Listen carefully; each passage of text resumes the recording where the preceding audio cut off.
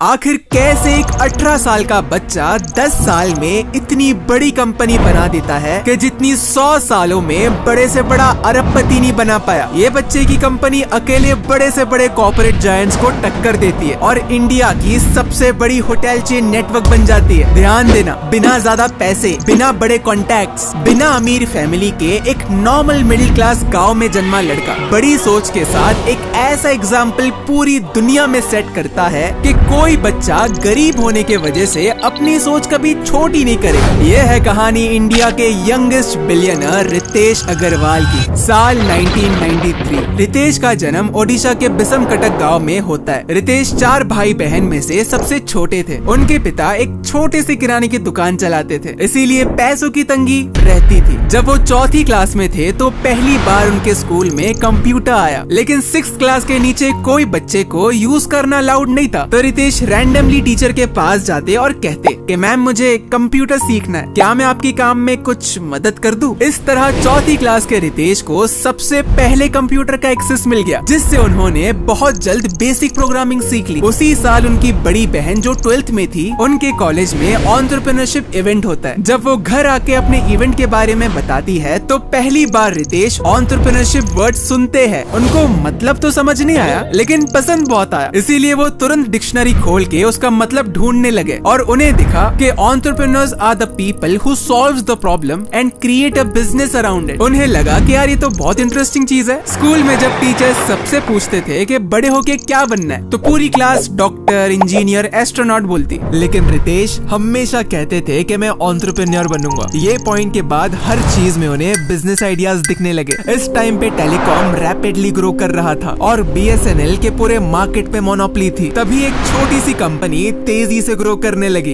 Airtel. Ritesh ने उनके summer vacations के फ्री टाइम में सिम कार्ड्स बेचा। जिस भी दुकानदार को वो सिम कार्ड्स बेचते थे, उनकी दुकान में वो एयरटेल के साइनेजेस भी लगाते। यही सही उनको फ्यूचर में ओयो के बड़े साइनेजेस लगाने का आइडिया आता है। इवेंचुअली रितेश 10th पास करते हैं। अब उनके माँ बाप चाहते थे कि उनका बेटा डॉक्टर, इंजीनियर बन जाए, बढ़िया सी नौकरी लग जाए और लाइफ सेट। लेकिन रितेश की सोच बड़ी थी, मगर फिलहाल माँ बाप की सुननी ही पड़ी। इसीलिए इंजीनियरिंग करने के लिए वो कोटा आ गए और जब उन्होंने कोटा का माहौल देखा कि कैसे बच्चे पूरा दिन रात भर बस पढ़ते ही रहते, उन्होंने सोच लिया कि ये मेरे बस का तो नहीं है। तो अब उनके पास सिर्फ एक ही रास्ता है, एंटरप्रेन्योरशिप का। इसीलिए वो हर हफ्ते बिना फैमिली को बताए चुपचाप दिल्ली जाते थे ताकि वो एंटरप्रेन्योरशिप समिट अटेंड कर पाए। वहाँ से उनकी बेसिक अंडरस्टैंडिंग डेवलप होना शुरू हुआ कि एंटरप्रेन्योरशिप होता क्या है और वो करते क्या है। इसी टाइम में रितेश इंटर्नशिप भी करने लगे ताकि वो ट्रेवलिंग कर पाए। अब पैसे कम रहते तो वो जहाँ जाते वहाँ के होटल्स को ईमेल लिखते कि क्या आप मुझे अपने होटल में फ्री में रुकने दोगे? मैं एक दिन होटल इंडस्ट्री में बहुत बड़ी प्रॉब्लम सॉल्व करने वाला हूँ। अब ऑब्वियसली बहुतों ने मना कर दिया और कुछ ने डिस्काउंट्स दिया और कुछ ने फ्री में रूम भी दिया। ऐसे करते करते बहुत ही कम पैसों में ये छोटा बच्चा 100 जगह घूम लेता है और टोटल 200 होटल रूमों में भी रह लेता है। अब दिक्कत ये है कि इन सब चक्करों में पढ़ाई छूट जाती तो घर वालों को बुरा ना लगे, वो लग करके पढ़ाई भी करते ताकि अच्छे मार्क्स आ जाए। लेकिन करना तो खुद का बिजनेस ही था। जब वो दिल्ली आना जाना करते हैं तो उन्होंने नोटिस किया कि बहुत सारे घरों में 1-2 कमरे ऐसे ही पड़े रहते थे और होम ओनर्स चाहते थे कि यार खाली कमरे धूल खाए, इससे अच्छा किसी को रेंट पे दे दे, साफ सफाई तो रहेगी ही और पैसे भी आ जाएंगे। ऊपर से दिल्ली में टूरिस्ट बहुत सारे आते हैं तो उन्हें भी सस्ते दाम में अच्छे कमरे मिल जाएंगे। तो डिमांड कमरों की बहुत थी और सप्लाई भी ढेर सारी है, लेकिन किसी के पास कोई प्लेटफॉर्म था ही नहीं जो ये गैप को भर पाए। ये प्रॉब्लम रितेश बहुत बारीकी से ऑब्जर्व कर चुके थे। उन्होंने सोचा कि यार कोडिंग तो मैं कर लेता हूँ, तो क्यों ना एक ऐसी वेबसाइट बनाऊं जहां घर वाले अपने कमरे लिस्ट कर पाए और घूमने वाले अपने कमरे बुक कर पाए। ये आइडिया को एग्जीक्यूट करके उन्होंने शुरू किया ओरेवल। दिन रात वो अपने स्टार्टअप में काम करने लगे। मार्केट को और अच्छे से समझने के लिए उन्होंने पूरा नॉर्थ इंडिया घूमा, अलग अलग होटल्स में रुक के अच्छे से ऑब्जर्व करने लगे। छोटी छोटी प्रॉब्लम्स को नोटिस करके सोचने लगे कि मैं अपने स्टार्टअप में इसको सॉल्व कैसे कर सकता हूँ। इन सब में 3 महीने निकल जाते हैं और कॉलेज शुरू हो जाता है। रितेश अब बहुत बड़ी कंफ्यूजन है। कॉलेज किया तो स्टार्टअप खत्म,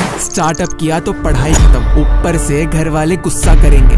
पहले 2 दिन वो कॉलेज गए, लेकिन अपने स्टार्टअप के कामों में वो इतना बिजी रहने लगे कि एक एक दिन करके वो कॉलेज टालते गए। इसी बीच उन्होंने एक मूवी देखी, सोशल नेटवर्क, जो मार्क ज़करबर्ग के बारे में, कि कैसे मार्क ने कॉलेज से ड्रॉप आउट किया ताकि वो अपने स्टार्टअप में काम कर सके। रितेश बिल्कुल सेम सिचुएशन में थे। मूवी में एक और सीन था जिसमें पीटर थील नाम के बंदे ने मार्क को $5 लाख का चेक दिया ताकि वो अपना स्टार्टअप कर सके। रितेश के पास कुछ खास पैसे नहीं थे, तो मूवी देख के उन्होंने पीटर थील की ही फेलोशिप में अप्लाई कर दिया। लेकिन ये फेलोशिप की कुछ कंडीशंस थी। पहला कि आपकी उम्र 20 साल से कम होनी चाहिए, वो तो है। दूसरा ये कि आपको अपना कॉलेज छोड़ना पड़ेगा। रितेश बहुत खुश हो गए। उन्होंने सोचा कि यार कॉलेज छोड़ने के कोई पैसे दे रहा है, इससे अच्छा मौका क्या होगा कॉलेज छोड़ने का। इसीलिए उन्होंने कॉलेज ड्रॉप कर दिया। यहाँ पे रितेश को बहुत बड़ी सफलता मिलती है। वो पहले एशियन बन गए जिसको थील फेलोशिप में सिलेक्ट किया गया। 19 साल के बच्चे के अकाउंट में है $50 lakh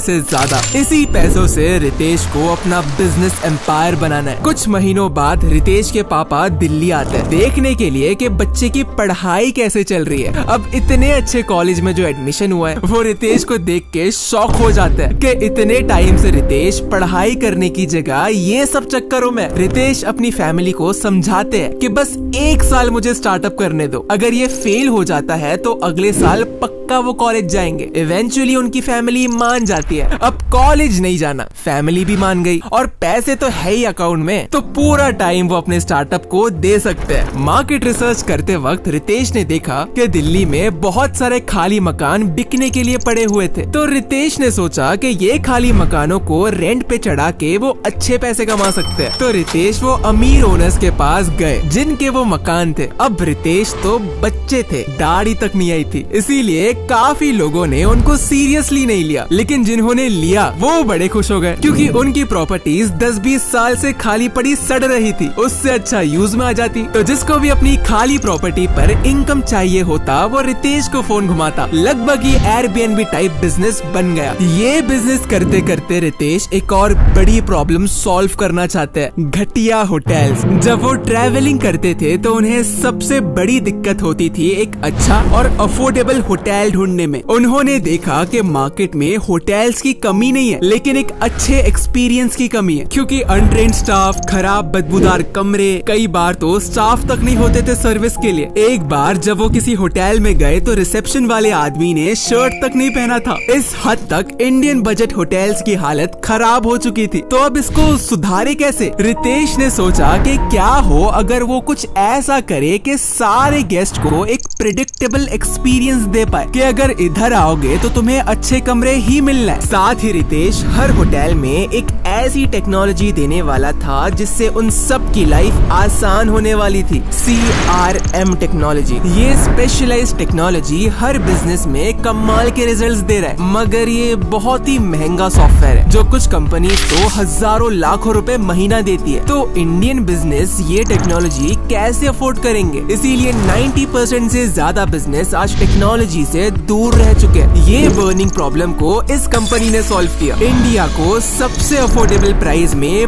powerful business management software आज Odoo प्रोवाइड कर रहा है। एक ऐसा मैजिकल सॉफ्टवेयर जो हर साइज के बिजनेस को ऑटोमेट कर देता है, वो भी अपने 70 से ज्यादा स्पेशलाइज्ड एप्लीकेशन से, जो हर एक प्रोसेस को, जैसे सेल्स, फाइनेंस, इन्वेंट्री, मार्केटिंग जैसे बिजनेस प्रोसेस को आसानी से ऑटोमेट कर देगा। तुम्हें ऐसा लगेगा कि 5 बंदे काम पे रख लिए। इस हद तक एफिशिएंसी बढ़ जाएंगी। साथ ही फ्री में वेबसाइट बना के अब भी अपने बिजनेस को ऑनलाइन ले जा सकते हो, और ये सब मिलेगा 580 रुपए महीना, मतलब इंटरनेट प्लान से भी सस्ते दाम में, जिससे इंडिया का हर बिजनेस इसको आराम से अफोर्ड कर पाएगा। शुरू करने के लिए तुम्हें बिल्कुल फ्री में एक ऐप मिल जाता है, जिससे अब भी अपनी बिजनेस जर्नी शुरू कर सकते हो। प्लस होस्टिंग और सपोर्ट लाइफ टाइम फ्री। तो चाहे कोई इंडिविजुअल हो, स्टार्टअप हो या कोई बिजनेस, Odoo हर बिजनेस की एक्टिविटी में काम आएगा, इसीलिए डिस्क्रिप्शन में लिंक है, जरूर ट्राई करना। अब ओडू 5-10 बंदों के काम अकेले कर लेता है, लेकिन रितेश को सारे काम खुद ही करने थे। शुरुआत उन्होंने गुड़गांव के एक होटल से की। 19 साल के रितेश जाते हैं होटल के ओनर के पास, कहते हैं कि आप ये होटल मुझे चलाने दोगे, इसको मैं नंबर 1 बना दूंगा। अगर सक्सेसफुल हुआ तो प्रॉफिट आधा आधा, अगर नुकसान हुआ तो पूरा मेरा। ओनर ने थोड़ा हिचकिचाया, लेकिन बाद में मान गए, क्योंकि नुकसान में तो वैसे भी था ही। जैसे ही होटल का कंट्रोल मिलता है, रितेश ने अच्छी क्वालिटी के पर्दे, गद्दे, बाथरूम में साबुन, हर चीज लाई। फिर होटल की डीप क्लीनिंग करवाई। उन्होंने काउंटर पे बैठ के कस्टमर से इंटरेक्ट किया ताकि डिटेल में उनकी प्रॉब्लम समझ पाए। होटल को पूरा रिवैम्प करने के बाद कस्टमर्स को अच्छा एक्सपीरियंस मिलने लगा। रितेश ने अच्छे से एसईओ करके होटल को ऑनलाइन टॉप 3 रैंकिंग में लाया, जिससे होटल की ऑक्यूपेंसी 90% तक पहुंचने लगी। ये सक्सेस देख के आसपास के होटल वाले जो नुकसान में थे, वो रितेश के साथ आगे रह के पार्टनरशिप करना चाहते थे। रितेश को समझ आ गया कि बजट रूम्स में पोटेंशियल सच में बड़ा है, क्योंकि बड़े होटल जैसे ताज, ओबरॉय, हिल्टन जो रिच एक्सपीरियंस देते हैं, वो तो सिर्फ हाई क्लास लोग ही अफोर्ड कर सकते हैं। इंडिया में 90% होटल 100 से कम कमरे वाले हैं, जो मिडिल क्लास अफोर्ड कर सकता है, लेकिन बहुत से होटल्स में एक्सपीरियंस बहुत खराब मिलता है। तो क्या हो अगर नए होटल बनाने से अच्छा ये हजारों लॉस मेकिंग होटल को एक ही ब्रांड नेम के अंदर लाके एक अच्छा एक्सपीरियंस दिया जाए। अब इतना बड़ा बिजनेस वो अकेले तो बना नहीं पाएंगे, इसीलिए रितेश को टैलेंटेड लोग चाहिए। उन्होंने सोचा कि यार मुझे कोई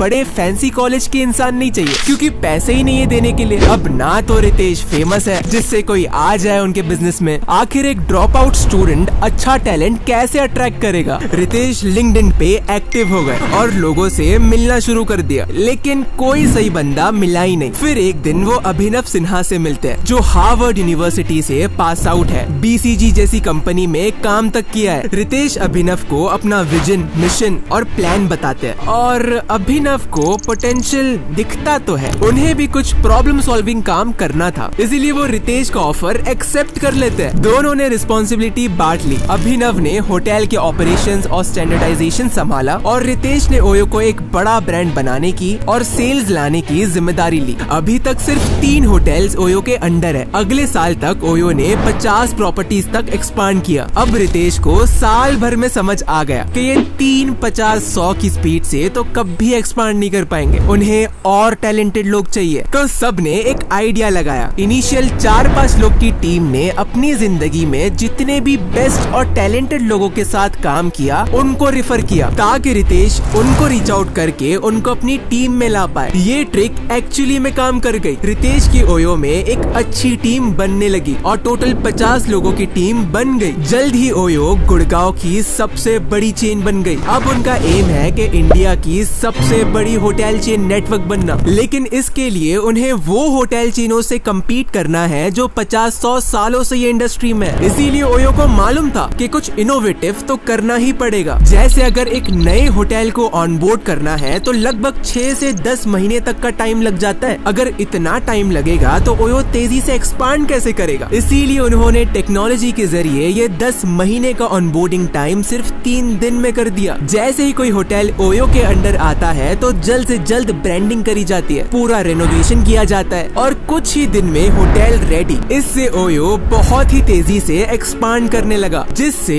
कुछ लोगों को ओयो की सक्सेस गले से नहीं उतर रही थी। वो थे रियल एस्टेट वाले, क्योंकि उनका धंधा अब खतरे में था। इसीलिए वो रितेश को जान से मारने की धमकी देने लगे, लेकिन रितेश डरे नहीं। ओयो को देख के बहुत सारे छोटे मोटे स्टार्टअप सीधा ओयो की कॉपी करने लगे। इसको काउंटर करने के लिए ओयो ने और भी तेजी से पूरे इंडिया में एक्सपांड करना शुरू कर दिया। जैसे एक दिन रितेश अपने एम्प्लॉइज को बुलाते हैं और पूछते हैं कि दिल्ली में कितने होटल्स एक महीने में ऑनबोर्ड हो सकते हैं। एम्प्लॉइज ने कहा कि हो जाएंगे 30-35, लेकिन रितेश ने कहा कि उनके पास एक तरीका है जिससे 100 होटल आराम से ऑनबोर्ड हो जाएंगे। सब शॉक हो गए। रितेश ने दिल्ली को 7 क्लस्टर्स में डिवाइड कर दिया। कहा कि पहले दिन डॉक्यूमेंटेशन होगा, दूसरे दिन ऑडिट होगा कि होटल में क्या क्या सामान लगेगा, और तीसरे दिन होटल रेनोवेट करके चौथे दिन लाइव कर दिया जाएगा। ये तरीके से उन्होंने एक महीने में रिकॉर्ड हाई 130 होटल ऑनबोर्ड कर लिया। उनकी स्ट्रेटेजी काम करने करने लगी। इससे उन्होंने कुछ ही टाइम में 5000 होटल से टाई अप कर लिया। 2016 आते आते ओयो इंडिया की one of the biggest hotel चेनों में आने लगा। ओयो अपने पीक पे पहुंच गया, लेकिन अब उनके सामने ढेर सारी दिक्कतें आने लगी। ओयो के रैपिड एक्सपांशन से बहुत सारी इरेगुलरिटीज आती है। जो प्रॉमिस ओयो कर रहा था वो पूरा नहीं कर पा रहा था, जैसे क्लीन वॉशरूम्स, साफ कमरे, वाईफाई, टीवी नहीं मिल रहा था, जिससे कस्टमर एक्सपीरियंस खराब होने लगा। लेकिन कुछ सालों बाद ओयो इतनी बड़ी मुसीबत में आने वाला था जो उन्होंने सपने में भी नहीं सोचा होगा, कोविड-19। लॉकडाउन के वजह से ओयो के रेवेन्यूज आधे से भी कम हो जाते हैं। ओयो ये बुरे टाइम से डट के लड़ता है। उन्होंने सारे होटल्स में सैनिटाइजेशन बढ़ा दिया और मिनिमल टच एक्सपीरियंस देना शुरू किया। उन्होंने 2000 से ज्यादा रूम्स पर हेवी डिस्काउंट दिया ताकि लॉकडाउन के टाइम पे जरूरतमंद लोग और हेल्थ केयर वर्कर्स को जगह मिल पाए। जैसे जैसे कोविड का टाइम निकलता है, ट्रैवल और होटल इंडस्ट्री रिवाइव होने लगता है। ये वही कोविड था जिसने कई स्टार्टअप्स और हजारों लाखों बिजनेसेस को बंद होने पर मजबूर कर दिया। लेकिन ओयो की लीडरशिप ने कोविड का डायरेक्ट हिट खाने के बाद भी पूरी हिम्मत से सर्वाइव किया। गाइज, ये सक्सेस स्टोरी एक सबूत है कि अगर तुम्हें कामयाब बनना है तो नहीं फर्क पड़ता कि तुम गांव में हो या शहर में, तुम्हारे पापा अमीर है या गरीब, क्योंकि अगर बड़ा सोचोगे तो खुद का रास्ता बना ही लोगे। हाँ, वो रास्ता बहुत मुश्किल होगा लेकिन नामुमकिन नहीं होगा। कुछ ऐसा ही कमबैक मार्वल करता है जब वो पूरी तरीके से कर्ज में डूब जाता है और बैंकरप्ट हो जाता है। बैंकरप्सी से ब्लॉकबस्टर का सफर जानने के लिए इस वीडियो पे क्लिक करो।